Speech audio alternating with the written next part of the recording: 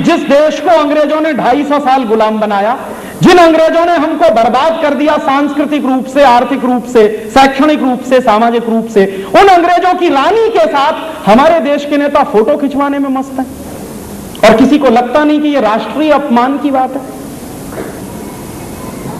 और यह दुर्घटना नहीं हुई होती तो हमारे जैसे लोगों को भी पता नहीं चलता कि आज तक हम डोमिनियन स्टेट्स हैं। और उससे भी ज्यादा खराब मुझे एक चीज और लगी कि 1911 में जब जॉर्ज पंचम आया था तो जॉर्ज पंचम के स्वागत के लिए एक गीत गाया गया था। जॉर्ज पंचम के स्वागत के लिए एक गीत लिखा गया था। उस गीत का नाम है जन गण मन अधिनायक जय हे। इसका मतलब जानते हैं क्या होता?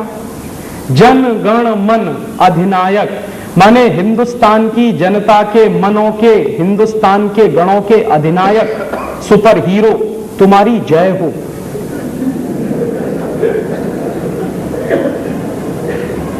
जनगण मन अधिनायक जय है।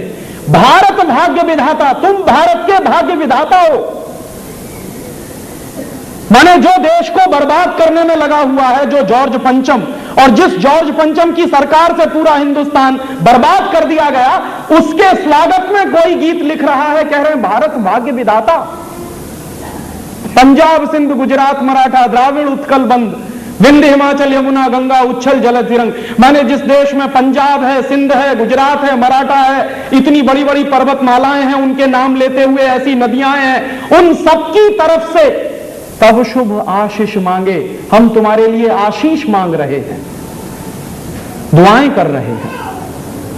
गाए तब जय गाथा, तुम्हारी ही जय के गीत गा रहे हैं हम। जनगण मंगलदायक जय, भारत भाग्य विधाता।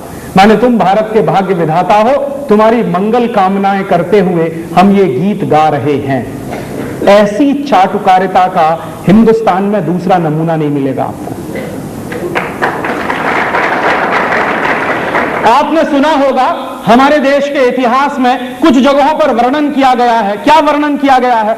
हमारे देश में राजाओं के दरबार में कुछ चारण और भाट कवि हुआ करते थे। तो ये जो चारण और भाट कवि हुआ करते थे, ये क्या करते थे? राजाओं के जयगान गाने के लिए गीत लिखा करते थे।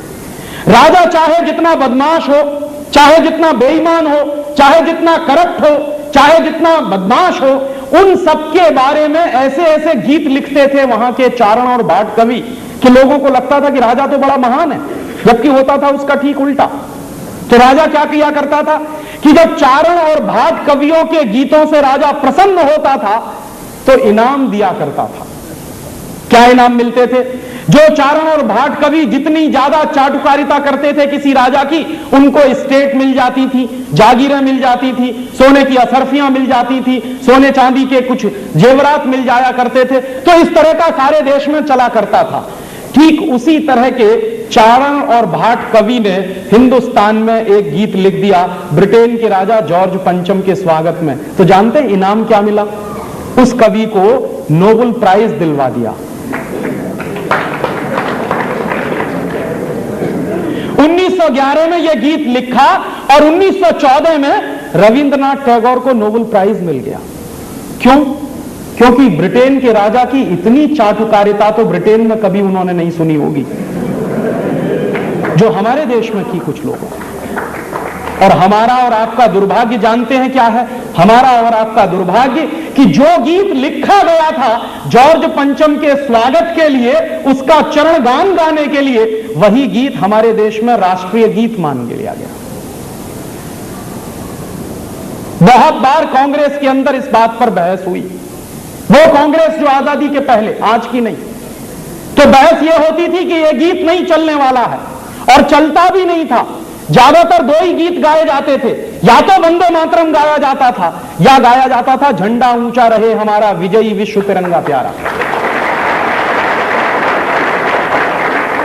ये गीत तो आपके देश की आजादी मिलने के बाद, आजादी नहीं कहता मैं, तथाकथित आजादी मिलने के बाद आपके देश में चालू किया गया राष्ट्रगीत के रूप में।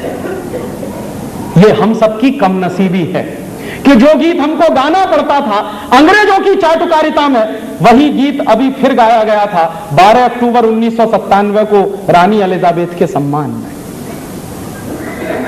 और जिस देश की प्रजा और जिस देश के प्रजाजन और जिस देश की नीतियां बनाने वाले लोग ये तय नहीं कर सकते कि गुलामी के पहले के गीत हम नहीं गाएंगे और उनको हम राष्ट्रगीत नहीं बनाएंगे, उस देश की आजादी के बारे में मतलब क्या है?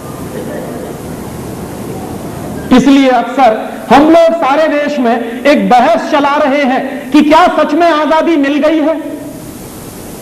अगर आजादी मिल गई होती तो उस जमाने के गुलामी के गीत को क्यों गाना पड़ता?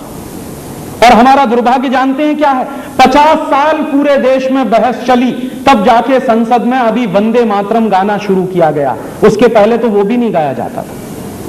जो वंदे मातरम हिंदुस्तान की आजादी का प्रतीक रहा, जिस वंदे मातरम को गाते हुए लाखों करोड़ों शहीदों ने फांसी के फंदे को चूमा, जिस वंदे मातरम को कहते हुए हिंदुस्तान के करोड़ों लोग शहीद हुए, अंग्रेजों की गोलियां खाकर मरे, लाठियां खाकर मरे, अंग्रेजों के अत्याचार खाकर मरे, उस वंदे मातरम को हिंदुस्तान की पार्लियामेंट में गाने में 50 साल लग गया हमको। ये देश की आजादी के लक्षण है। क्योंकि जो देश आजाद होता है किसी गुलामी से, वो देश अपनी गुलामी वाली व्यवस्थाओं को आगे नहीं चलाया करता। ठीक है, हम 250 साल गुलाम हो गए थे अंग्रेजों के, लेकिन अंग्रेजों की 250 साल पुरानी व्यवस्थाओं को हम क्यों चलाएंगे आजादी के बाद? यह मूल प्रश्न है और इसी मूल प्रश्न पर हम लोगों को गंभीरता से सोचना पड़ेगा कि क्या हम सचमुच आजाद हुए हैं। मेरा ऐसा मानना है, हमारा ऐसा मानना है कि अभी आजादी आना बाकी है, क्योंकि आप आजाद हुए हैं कंडीशनल। कंडीशनल माने क्या?